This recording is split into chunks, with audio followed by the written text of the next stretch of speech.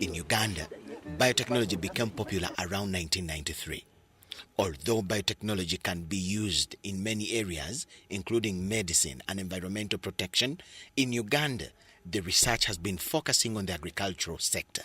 The research is spearheaded by National Agricultural Research Organization, NARO, with the aim to address the challenges faced by the farmers, ranging from pests, diseases, to low productivity, but also the nutritional values of the population.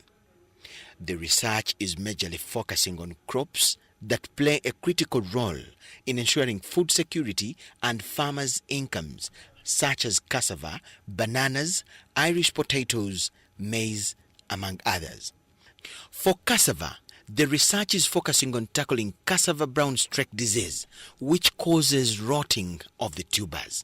Informing farmers or sensitizing farmers on the identification of the disease, especially the cassava brown streak disease.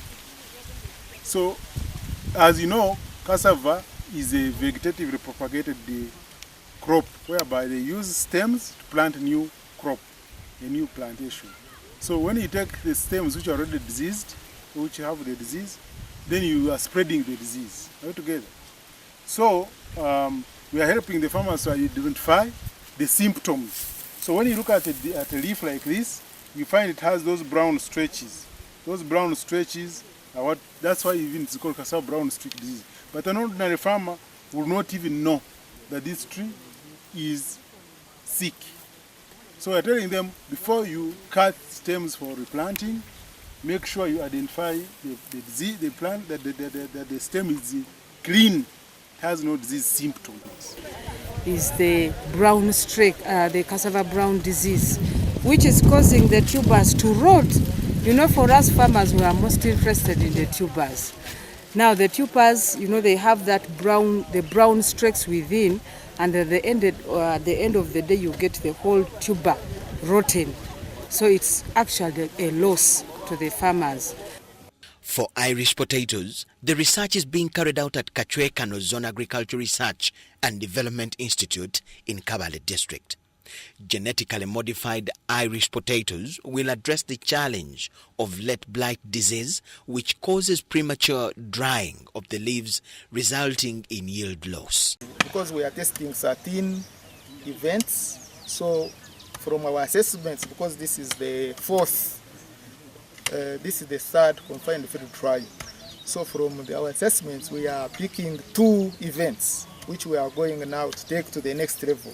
And now, one of the stages for the next level is we are going to carry out yield losses.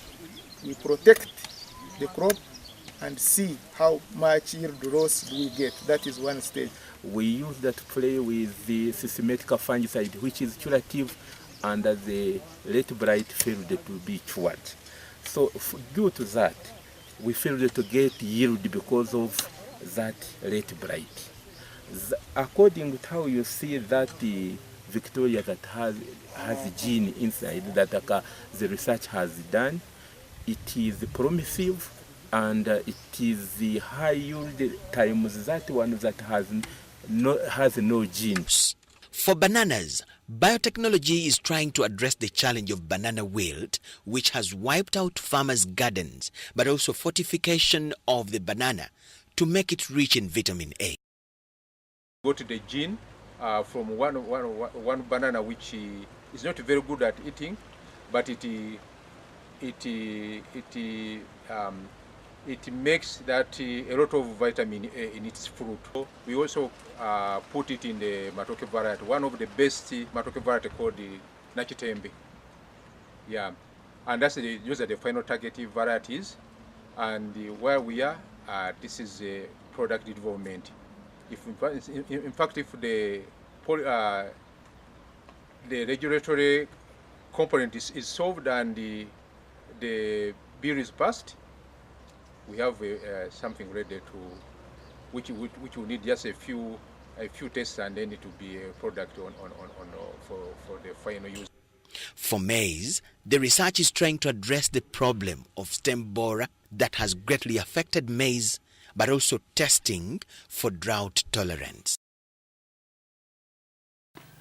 The gene is free living. It is from Bacillus. It's a free living bacteria in the soil.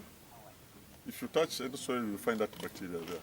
So what we did, we went in the laboratory, we got part of that gene from the bacteria. Through the laboratory processes, we introduce it to the maize. So when you plant this maize seed, that gene will be within the maize plant. And any stem borer attacking the maize plant, it will just die. So you don't need to spray.